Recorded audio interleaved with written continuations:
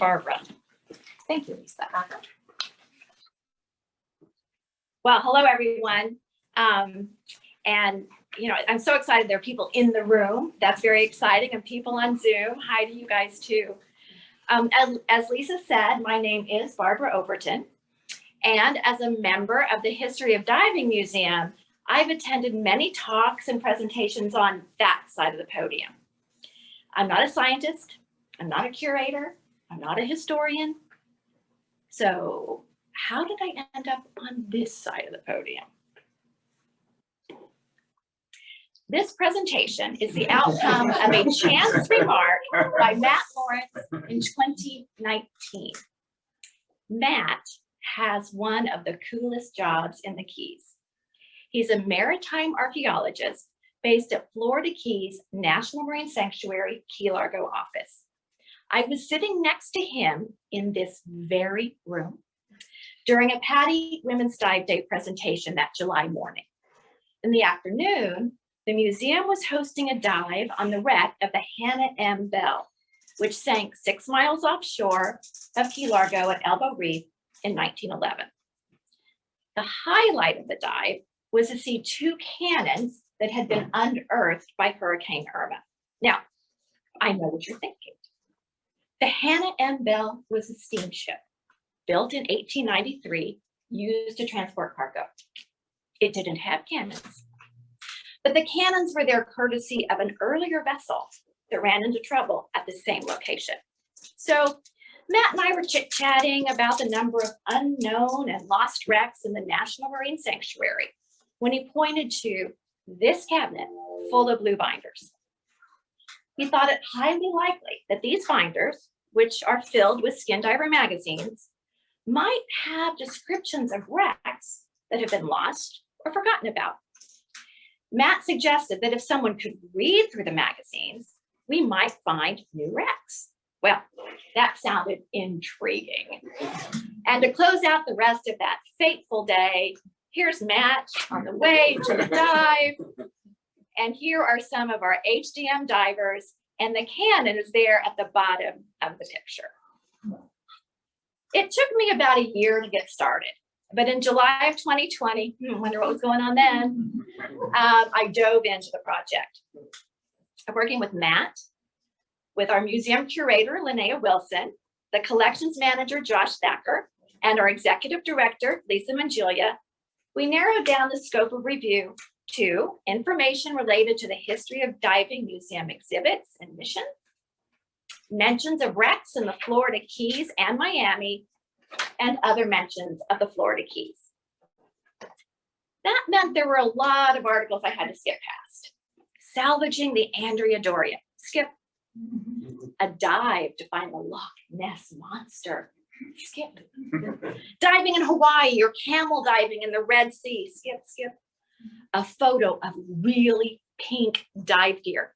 Oh, that one wasn't a skip. I'll explain why later. The information from my review is summarized in a searchable database for Matt, the museum staff, and future researchers. I want to thank Amy Burrell, who helped with some of the magazine reviews. Linnea spearheaded a related project in which volunteers digitized the covers and table of contents for the magazines. Let me pause here to say that the museum can always use volunteers, helping with exhibits, events, the retail area, and more. Just contact the museum if you're interested. And I also want to thank Linnea and the rest of the museum staff for their help with my project. It's a remarkable team. Okay, so this searchable database already put to use. For example, next year is the 35th anniversary of the sinking of the Bibb and the Duane, 2 ships that became artificial reefs in the Keys. Lisa was looking for information on this, which I found in the database in just a few quick clicks. Tonight, I had highlights to share with you in each of the 3 topic areas. But let's set the stage by talking about the magazine first. Like many great inventions of the last century, Skin Diver magazine started in a garage in California. We don't have the original magazine. There were only 2,000 issues printed. but the 15-page edition from December 1951 was reprinted in the 50th anniversary edition. You'll see the original name was The Skin Diver, and it was for skin divers and spear fishermen. And did they love spear fishing? The magazine was full of photos of the large fish they captured, like this 220-pound Goliath grouper from an expedition in Mexico. Goliath grouper were known as Jewfish during most of the magazine's existence, and so you'll hear that term in a quote later on.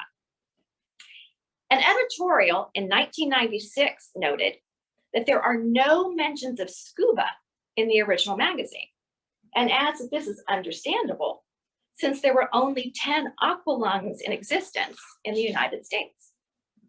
Aqualung was the first self-contained underwater breathing apparatus, or scuba, to achieve worldwide popularity and commercial success. These were also referred to as lungs in the early days of diving. The original magazine editor said that the name Skin Diver was picked because it includes everyone interested in underwater fishing and hunting. The "the" was dropped from the name in 1955. In December of 1990, the editor gave some additional color on why Skin Diver was selected as the name for the magazine. He noted that a skin diver is one who dives beneath the surface of the water, leaving behind any dependency on others. Some skin divers use only a snorkel, and with new inventions and improvements, some use underwater breathing devices. Whether underwater for commercial reasons or pleasure, whether using snorkel or lung or both, we all fall under the general term skin diver. And it was for this reason that Skin Diver magazine was named, to represent all underwater enthusiasts. The magazine was launched in the early days of scuba diving, and there were no organized training programs. There were no movies or TV shows about diving. Many of those underwater enthusiasts relied on mask, fins, snorkel, and their own breath-holding skills. Folks either learned to dive in the military or got someone to show them how. There were diving clubs all over the United States with names like the Seals of Santa Barbara, the Bottom Scratchers, and the Los Angeles Neptunes. This January 1963 cover displays some of the club patches. Skin diving was a competitive sport back then, with frequent spearfishing contests, quests for record dives, underwater hockey, and even underwater Monopoly game marathons. The spearfishing team in the first photo competed in the National Underwater Championship and are showing off a catch they made in the Keys in 1954. Two members of the team are from the Pinder family, a name that may be familiar to some Keys residents. The fish in the photo each weigh about 30 pounds, and the eel is 18. The magazine was published from 1951 through 2002. The magazine has a large collection of the magazines, starting in 1967, donated to the museum by John Gilbarty and others. I was able to locate earlier editions on the internet. The museum's collection is housed in the Bauer Diving History Research Library. The library houses over 250,000 books, prints, and photographs about the history of diving. It is the largest collection of historic and rare literature of diving history currently in existence, and it's open to students and scholars. Over time, Skin Diver magazine shifted its focus from spearfishing to other diving activities, particularly dive travel, photography, diving equipment, and ocean life. Travel, as a separate section, appeared for the first time in January 1967. Due to the expanded focus on travel, the magazine claims that Skin Diver is largely responsible for the naming of dive sites. It reported that early logbooks didn't list names. Many sites don't have them. A majority of the world's most popular dive sites were ultimately named because it was simply the best way to refer to them in Skin Diver articles. One example they give, Stingray City in Grand Cayman. Skin Diver magazine had a front row seat to the development of the diving industry. including the development of the training agencies. Eventually, the magazine stopped reporting on dive clubs and started reporting on the agencies like NOWI, PADI, YMCA, and SSI.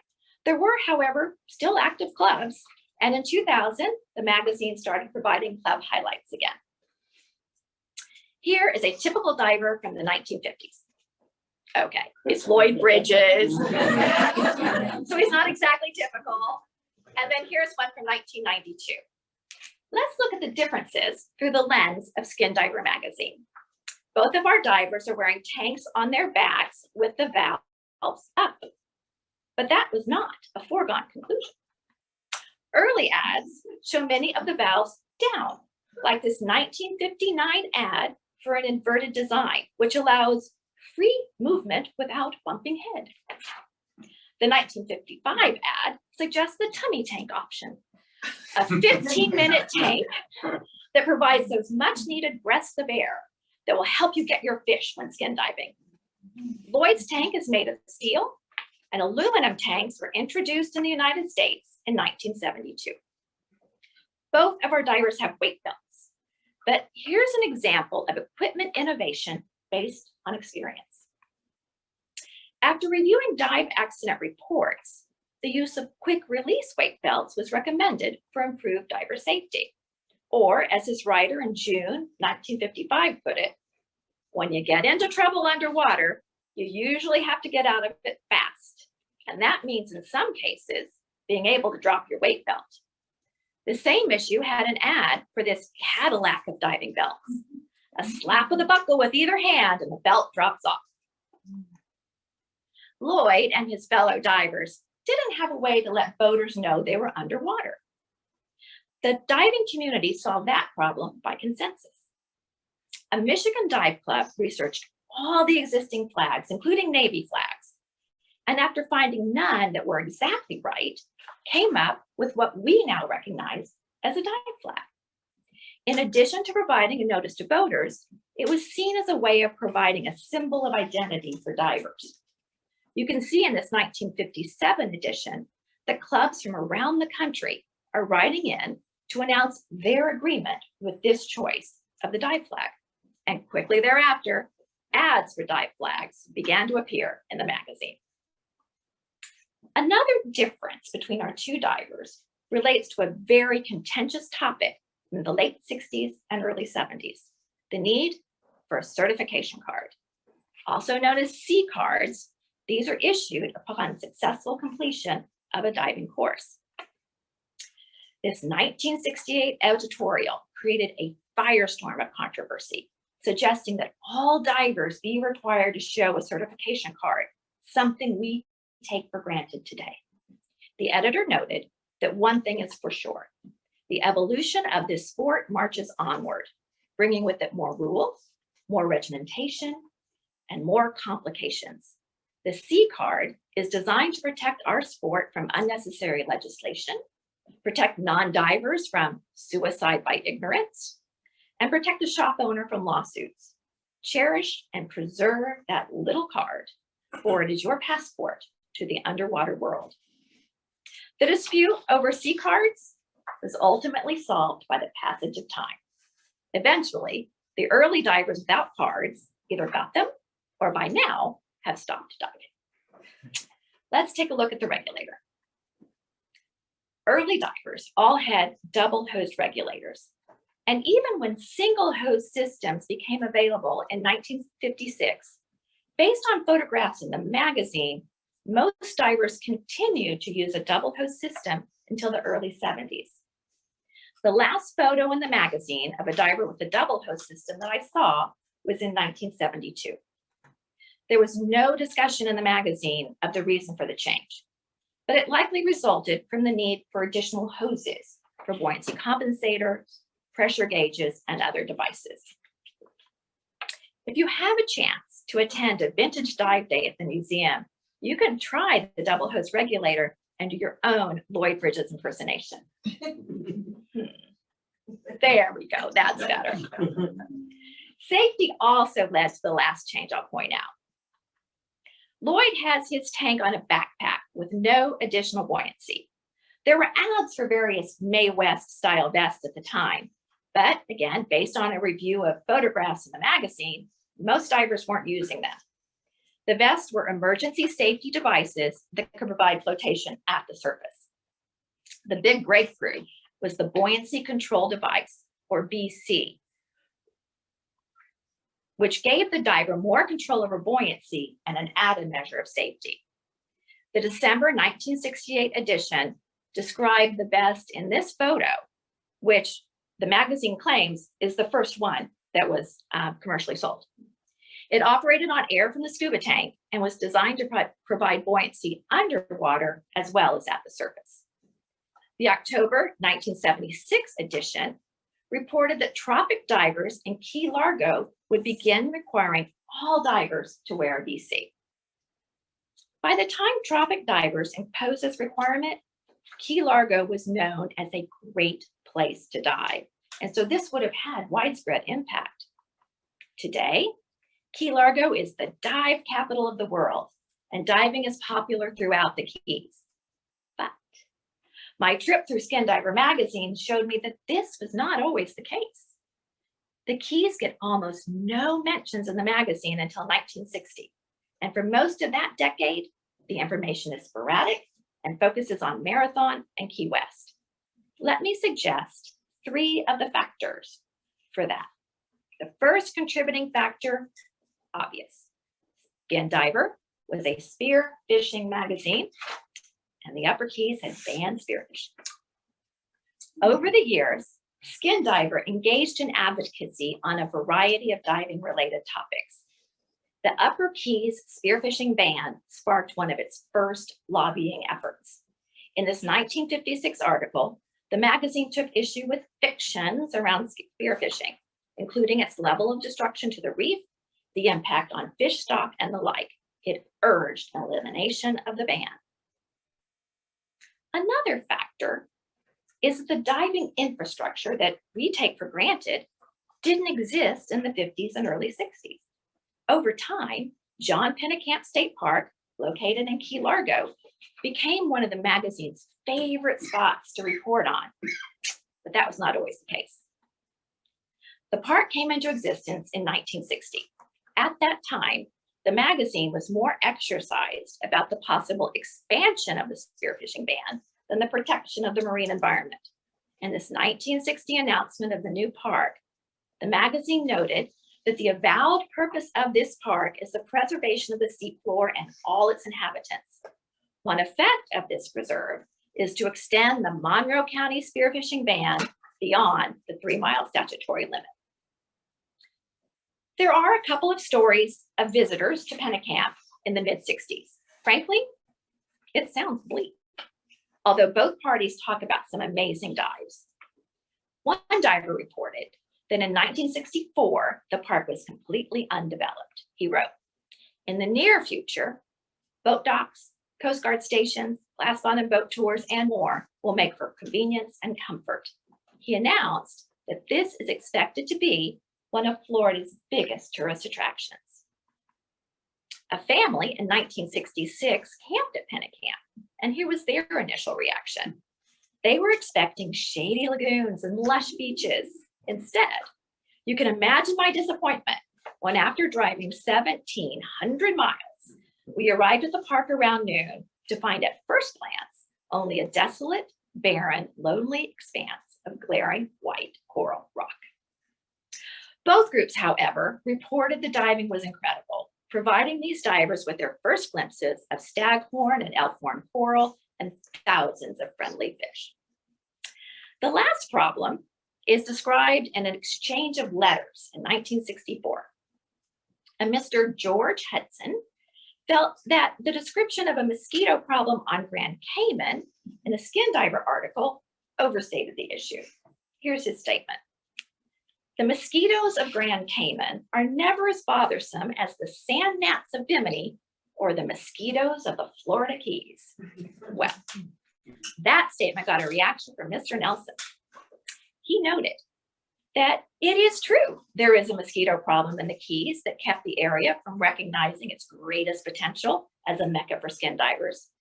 and Mr. Nelson was uniquely positioned to announce a solution. He was the director of the Monroe County Anti-Mosquito District and reported that the Mosquito Control District in 1965 spent over $250,000 to keep the Florida Keys mosquito free. That included the use of 2 airplanes and 5 truck-operated fog machines. By way of comparison, the 2022 Mosquito Control District budget is 80 times that, at over $20 million. By the mid-1970s, it's a different story when it comes to the Keys, particularly Key Largo. Stories appear several times a year about new dive shops that are opening, along with stories about diving in the Keys. The Keys are described in glowing terms as America's Caribbean, and islands you can drive to, and my favorite, the motherland of weird. A 1996 article estimates that the 27 dive shops listed in the Key Largo phone book run about 60 boats to the reef. I was going to try to compare that to today. There's no phone book. One funny thing starts to happen in the 1990s. The magazine begins to praise the Upper Keys for its early efforts in protecting the marine environment, including the formation of John Pennekamp State Park and the spearfishing ban. A 1997 article notes that in the 1950s, scuba divers armed with crowbars and even ocean-going cranes harvested corals, which were sold in novelty shops dotting the overseas highway.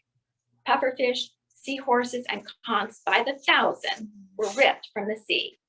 And spearfishing was fast decimating the once abundant jewfish and grouper populations. Another article explains that in 1960, ecologists fearing for the continued abundance of Key Largo's reefs created the nation's first marine sanctuary. The area seaward of Key Largo was protected from spearfishing and coral collection. Now, the visibility remains good, the coral abundant, and populations of fish still perhaps more impressive than found anywhere in the Caribbean. I wonder if the spearfishing advocates of the 1960s would be surprised by this change in the magazine's opinion. There are many folks in the Keys diving community with multiple appearances in the magazine. One of the most famous is Art McKee. Here's his personality spotlight from 1960. The magazine refers to him elsewhere as the overlord of the Sunken treasure fortress on Plantation Key, and as one of the world's very few professional full-time treasure divers. You can learn more about Art McKee in the museum's treasure room. His final comment in the article stresses the necessity for preserving historic wreck sites. He describes each wreck site as an unread page of history, which lies off the coastline. Jerry Greenberg, a pioneering underwater photographer, told his own story in a series of articles in 1970, describing himself as the man fish with a camera. I particularly like his description of his first assignment for National Geographic, which was to create a photo essay and cover for the January 1962 issue about Pennekamp. He took a series of overlapping photos and then spliced them together to create the first panorama of a coral reef. Unfortunately, by the time the magazine was published, Hurricane Donna had come through and caused tremendous damage above and below the water. With the first reference in 1983, Captain Spencer Slate was a frequent story in the magazine, and almost always with a reference to his habit of feeding fish. He is dubbed the High Priest of Fish Feeding and appears just about annually, even gracing the cover in 1995. The magazine offered a Captain Slate poster in 1996, only $7.95, and signed by Captain Slate himself. He's not the only Slate to appear in the magazine's pages. Amy Slate is also represented several times, including this 1994 story on the opening of Amy Slate's Amore Dive Resort in Key Largo. A 1996 article referred to her as the underwater vicar, who was performing about 100 underwater weddings a year. In the 1990s, Paul Heumann and Ned Deloach, the founders of the Reef Environmental Education Foundation, or REEF, headquartered down the street in Key Largo, had a series of articles on fish identification, which was also a chance to invite people to participate in REEF's fish survey work. One of the Key's most prolific representatives, starting in 1978, is renowned underwater photographer Stephen Frank. He was a photojournalist for the magazine for 17 years, often covering the Caribbean, Bahamas, and Florida Keys. And sometimes he was the story, like in this 1993 ad for Nikon camera. The most popular Keys character in the magazine by far, however, is an Italian immigrant with a sibling in the Italian Riviera. Do you know who it is? The Christ of the Abyss. This 9-foot bronze statue arrived in the United States in 1963 to be sent to John Pennekamp State Park. The magazine reported that installation in the park was delayed for a time, but in 1966, the statue was placed at Dry Rocks. Christ of the Abyss was photographed many, many times in the magazine, including this 1994 edition, and it is the site of many of those underwater weddings. In 1998, a wedding with 60 participants was submitted to the Guinness Book of World Records as the world's largest underwater wedding. And we have weddings this year, they're not going to be underwater. As one description puts it, the statue beckons divers and snorkelers to the underwater wonderland all around. All right, let's leave the Keys for a minute and look at some History of Diving Museum exhibits that appear in the magazine. In creating the searchable database, I used a special tag, HDMEX, for items I thought would be of particular interest to the museum staff, and ended up tagging well over 100 items. But here are a few of my favorite museum exhibits that found a place in the pages of the magazine. The bamboo goggles used by early Japanese women pearl divers fascinate me. The attention to detail to create a waterproof fit is just incredible. And you can also see these very early metal goggles used by these divers known as AMA divers. Skin Diver was likewise fascinated with these divers and ran many stories on them. My favorite, and while the bamboo goggles are no longer in use, there was a marked difference in the equipment used by those divers versus a typical American diver of the day. My favorite story is from 1963. Some AMA divers had come to the United States for a World's Fair in Seattle. They had a pool at the fair where they could demonstrate their techniques. A local women's diving club, the Boeing Seahorses, asked to meet the AMA divers and were invited into the pool. This was a big success. So the Seahorses then invited the AMA divers to a spearfishing competition. 2 of the Japanese divers agreed. They're the divers in white in this picture. While these divers were used to spearfishing, at least one of the 2 had never been in a competition like this.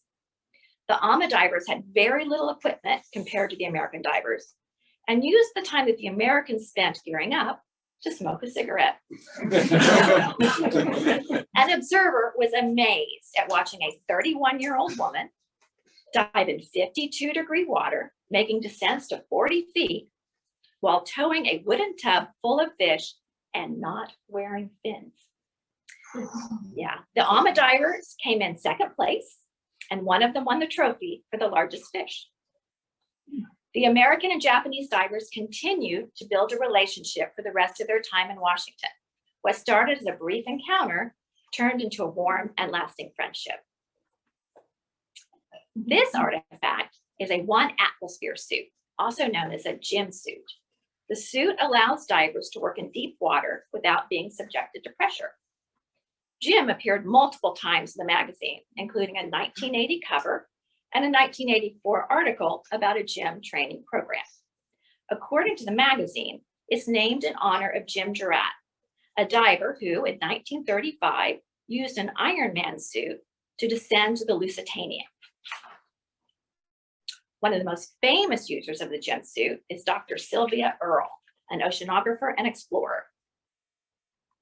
She used a gym for her 1,250-foot dive off Oahu in 1979. The museum has the gym suit that she used for this dive, and she even signed it. The goggles and the gym suit are at the opposite ends of the museum and represent the incredible development in technology in the diving world. But who cares about technology when you can be fashionable? This is an early 60s diving suit made by Parkway, and it's my favorite thing in the museum. It's one of the first colored dive garments, and it's formed for the female figure. According to the exhibit, competitors spread rumors such as a shark will eat you because of the color. So Parkway positioned it as a surfing or sailing tunic. Parkway must have gotten a better PR firm, because in 1971, the magazine ran an article about the new trend toward design in dive gear. You can see the fabric from the museum suit is in the picture to the right. The magazine reported that skin and scuba divers feel that color is here to stay. Divers are more sport conscious now and not so competitively oriented. Wives and girlfriends dig the bright new color designs. And don't forget the shutterbugs. The pics, both underwater and topside, come alive. So if anyone from Parkway is listening tonight, let's put the groovy back in our gear. Anyway, so far, I have been talking about history in a fairly broad sense. But I want to take a minute and share some of the personal stories, my personal history that I found in the pages of the magazine. Remember that picture of bright pink dive gear I didn't skip by? This is the dive gear I bought when I started diving in the mid-80s. Those are my fins. I loved it. That is not my husband. My husband, Bob, and I trained with Butch Hendricks, shown here, and became instructors at the NAUI Career Center at Halls in Marathon. We worked at Sea Center Dive Shop in Big Pine Key, which never got a feature in the magazine, but its owner, Captain Don Joyner, is quoted in a 1986 article about a shipwreck he salvaged off Tampa. And folks who wanted to learn more about the wreck were invited to visit Don at Sea Center Dive Shop. Seeing the names and faces of people we learned from, dove with, and shared a few beers with gave me particular pleasure as I did the research. I even found the background story on a movie print that hangs in our house in Key Largo. The movie is Underwater City, starring Julie Adams, and was featured in this 1961 cover and article.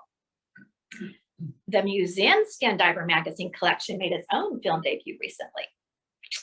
In June of 2019, Samuel L. Jackson, his documentary film crew, and Diving with a Purpose members were at the museum for an afternoon of filming for Mr. Jackson's documentary, Enslaved. I am sure everyone else was looking at the star, but here's what I saw in the trailer for Enslaved. The Skin Diver magazine binder. And if you look to the right side of the photo, you can see Eric Denson, a museum board member and board member for Diving with a Purpose. DWP connects marine archaeology with conservation to tell the story of the African diaspora, which is a great segue to get us underwater. Skin Diver magazine liked underwater exploration and salvage almost as much as spearfishing. Now, you may think it odd that Matt Lawrence, a trained marine archaeologist, would think of looking in a popular diving magazine for clues on local shipwrecks. But he's not the first person to do so. In 1958, Art McKee had the same request of every diver reading the magazine. Art noted that it takes fragments of information to build a story on the whereabouts of these long lost wrecks.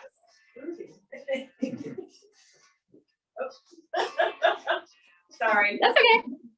So compiling apparently insignificant morsels of information may lead to the finding of still more historic and valuable relics on the ocean floor. A good example of this multi-pronged approach is the story of recovering the identity of the ship that wrecked off Blue Key Reef off Big Pine Key. In 1951, a diving couple, Dr. and Mrs. Cryle, found buttons and coins at the dive site 25 miles southwest of Marathon. One of the coins was dated 1720, so the wreck occurred after that year. A year later, they returned and found cannon barrels with the crowned rose emblem, a British symbol not used after the death of Queen Anne in 1744. The couple worked with the curator at the Smithsonian to review British naval records using these dates and identified the wreck as the HMS Loo, lost on February 5th, 1744. The Loo is a good example of combining underwater knowledge with available documents to piece together the story. Here's another one.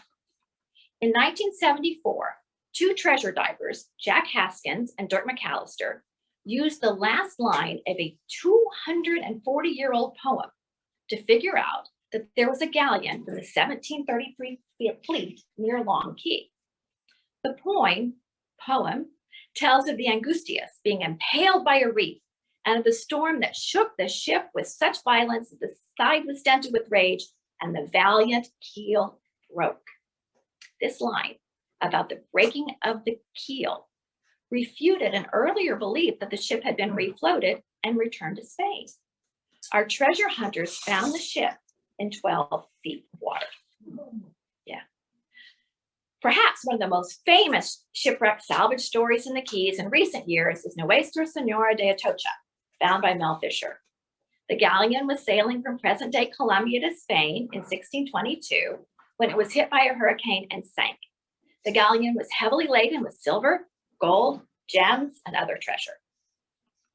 This 1973 article breathlessly announces that a treasure diving group has found the cream of the Spanish galleon crop somewhere off the Florida Keys.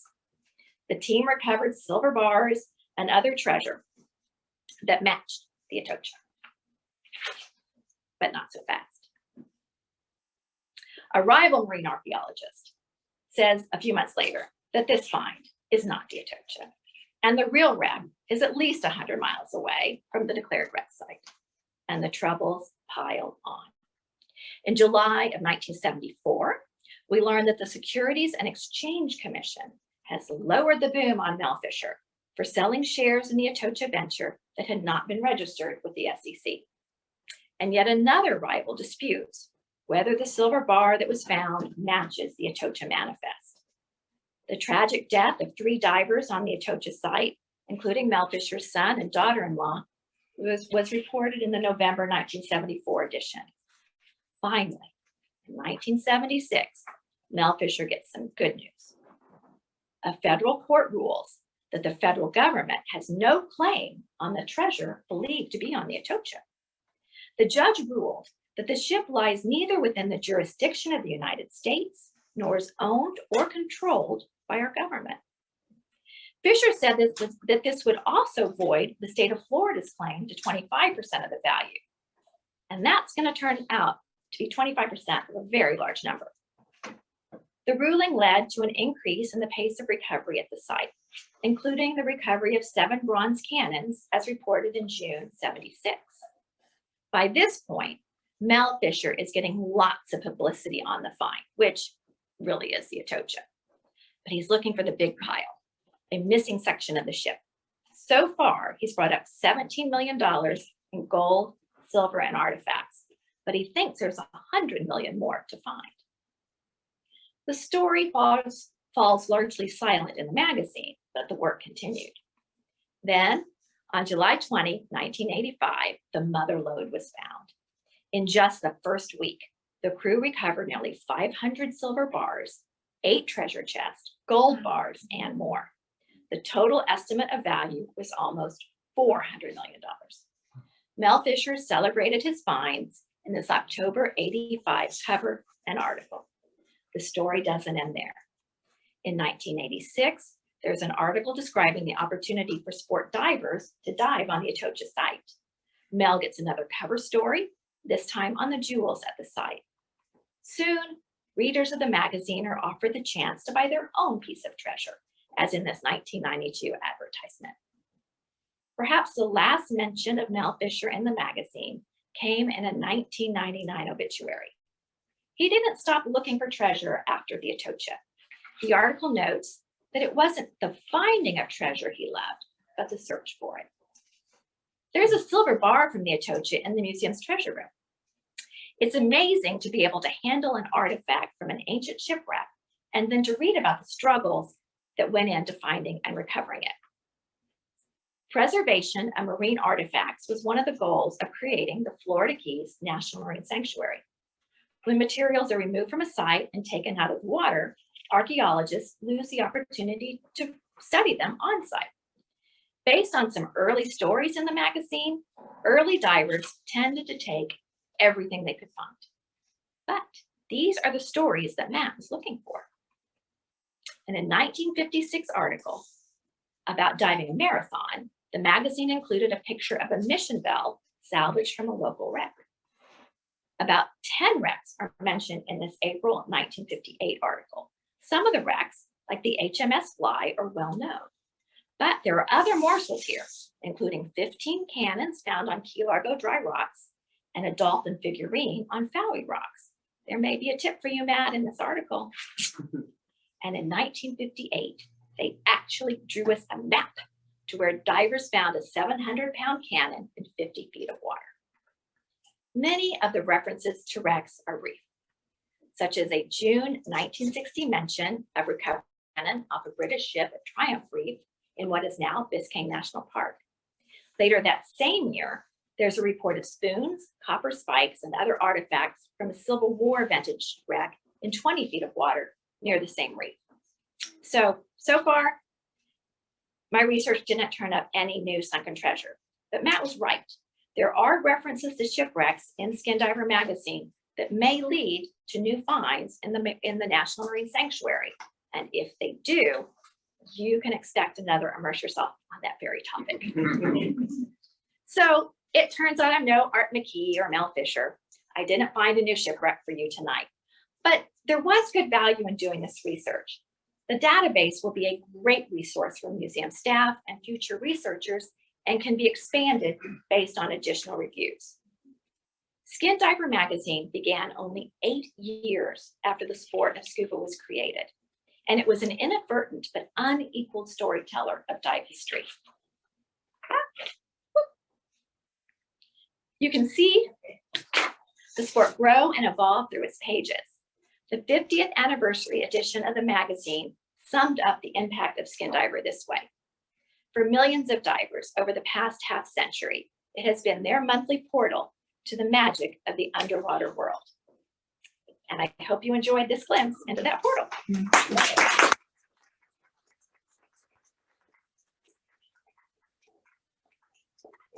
Questions? I don't know what to do next. Do we have any questions in the room? And we'll have Julia, we'll put the ones that are together on the Zoom.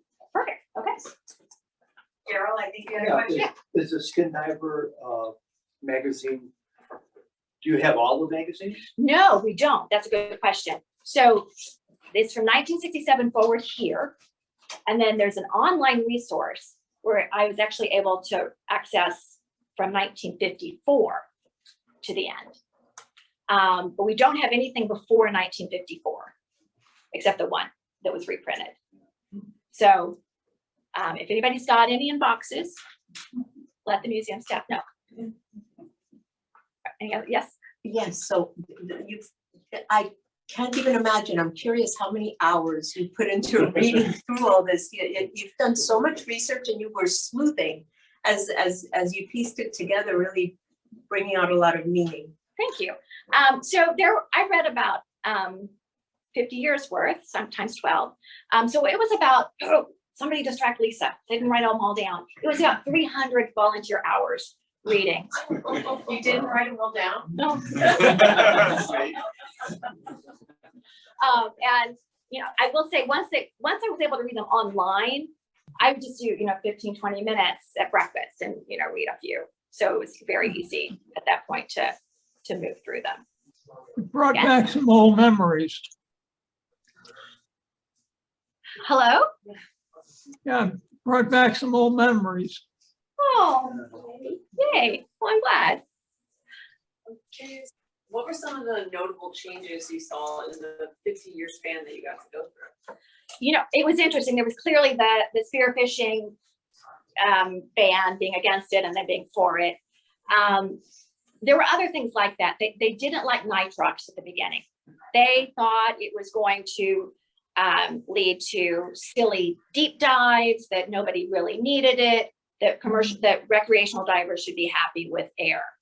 By the end, they were promoting the courses. They were, you know, they were out there actively promoting and selling nitrox. So that's one where, you know, they learned, they figured it out, the agencies figured it out, and that made it work. One of the other things I thought was an interesting change was, again, the development of these dive agencies, because in the beginning there weren't any. And Skin Diver magazine actually, I think, helped them grow. So for example, NAUI is one of the big ones. They shared space with Skin Diver for many years. And they would, you know, Skin Diver would promote their courses and let people know that this was out there and it was a smart thing to do. I also know I could never have become an instructor in those early days, because I showed a picture of the physical fitness training and they were all doing push-ups in full gear with tanks. Yeah, that wasn't going to happen. But you know, again, that was also a lot of the development of diving, because it came out of this very military background and people felt you needed to do those things. And maybe you needed to train people by being mean to them, because that's how they were trained. And there were a lot of articles as training was developing about whether that made sense. Like, people would get trained and never dive again.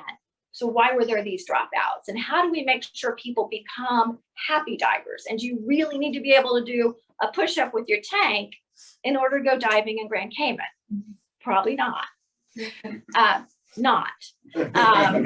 So those were some of the things that kind of evolved over time. But they were always very in love with diving and with the underwater world. And they, over time, became very protective of it. They started supporting things like Reef and other organizations that protected the environment. They would do debris cleanups. They would talk about, you know, litter and water quality. And they started bemoaning, you know, the coral problems. They were talking about those in the 90s.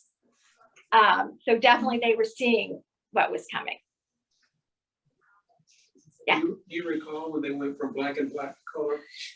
I don't, but they did it in pieces. So they would do their covers in color and everything inside was not. I think I'll let you know, because they definitely put that in their 50th anniversary edition when that happened. And they love photography, which I don't do photography, but the early guys were building cases for their regular cameras.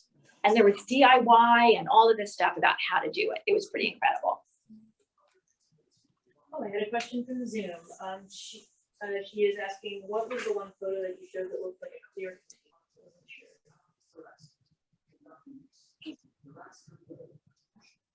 Maybe the fins?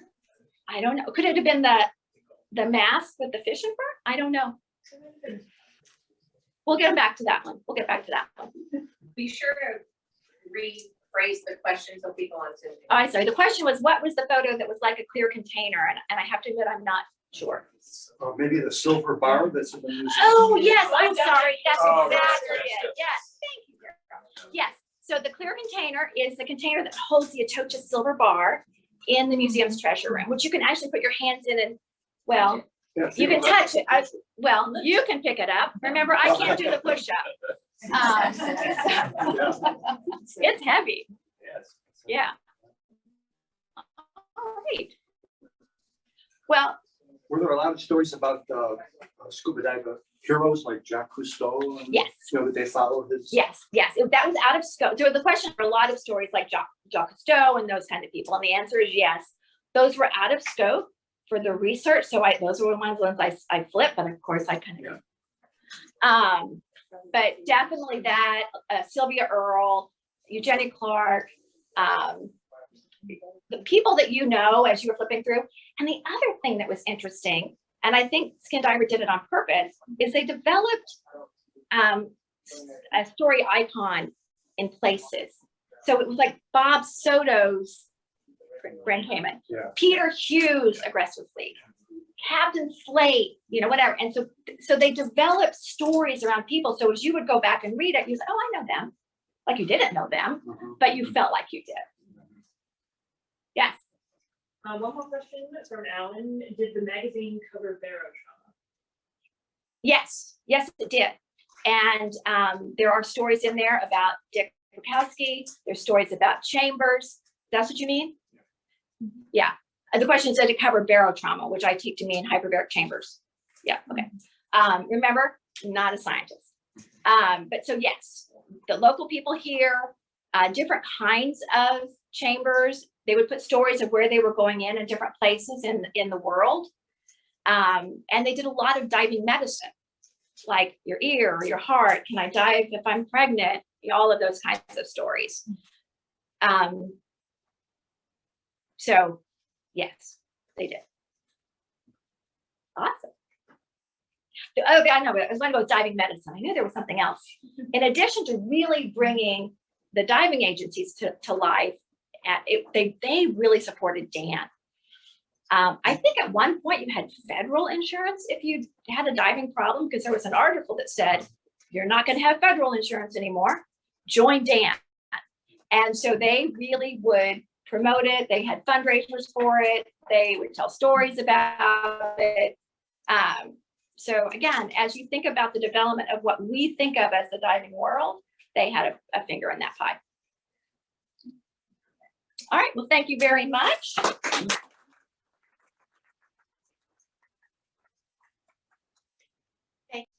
So if you've been to immerse yourself before, you know that this is a point where Lisa comes and gives the speaker a gift. So we're gonna flip that on its head. And I have Skin Diver magazines from before 1967 to present to the museum that I got off eBay. Usually, that's including my great. favorite.